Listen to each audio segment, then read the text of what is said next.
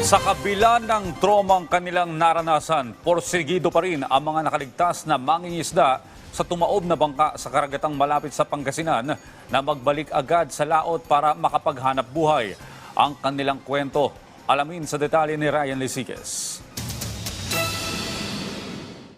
Pangalawang buhay na may tuturing ni Mandy ang himalang pagkakaligtas niya matapos banggain ang kanilang fishing boat ng crude oil tanker na Pacific Ana. Kasama si Mandy sa 6 na naiwan sa kanilang motherboat na FFB Darin nang araruhin ng barko.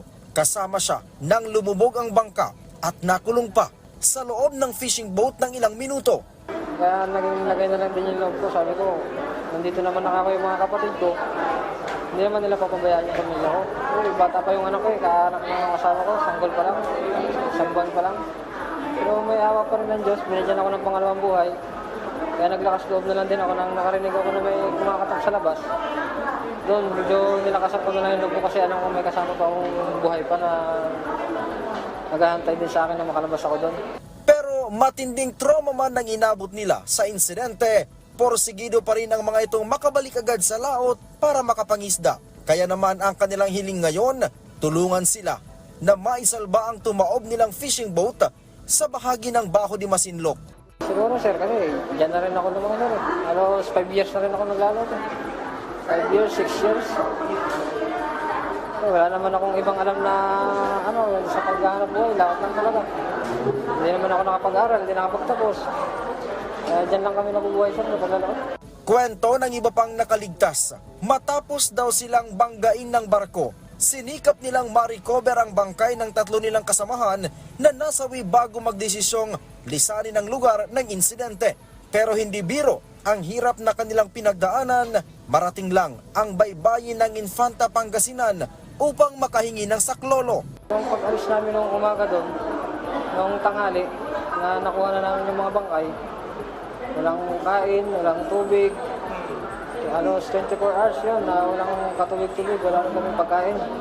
Pero pinilit lang namin para sa pamilya namin, makauwi lang kami ng maayos. Halos lahat kami nangihina na kasi kailangan namin ng tubig. Wala talaga. Buti na lang nakisama yung panahon kasi medyo hindi talaga tirik yung araw. Kung nagkataon na tirik yung araw, wala talaga mga patay kami lahat. Si Melanie naman na namatayan ng asawa sa trahedya, hindi alam kung paano bubuhayin ang kanyang 4 na anak. Gusto ko po tulungan kami sa pag-aral ng mga anak namin dahil 5 po yan. Isa po, panganay. May pamilya na po, bali 4 po nung naiwan sa akin. Sila po, hindi ko po alam kung saan ako kukuha ng pagpaaral ng mga yan. Lalo sa pang-araw-araw po namin. At sa pagkamatay ni Romeo, tangay din ang pangarap na makapagtapos ng pag-aaral ang mga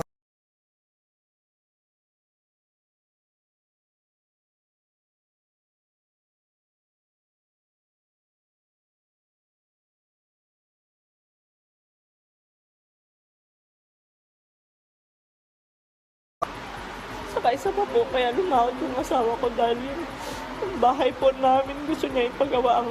Ang plano niya po kasi pag natapos yung bahay namin, hindi na siya nalaot.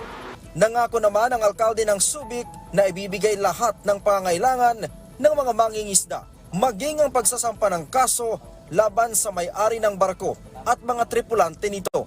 May 3 nasawi, tsaka binangga nila eh. Right or wrong, talagang kasalanan nila, may binangga sila. Sa pagkasuling, pinatulungan sila dahil Oo, kailangan managot sila, tulungan nila, You're tumulong saying, sila. Mayor, na kahit international sea lane yun, may binangga ka naman eh. Totoo, at may namatay, 3. Ilalaban pa ba nila yun? Ryan Lisiges para sa Morning Show ng Bayan, Rise and Shine, Pilipinas.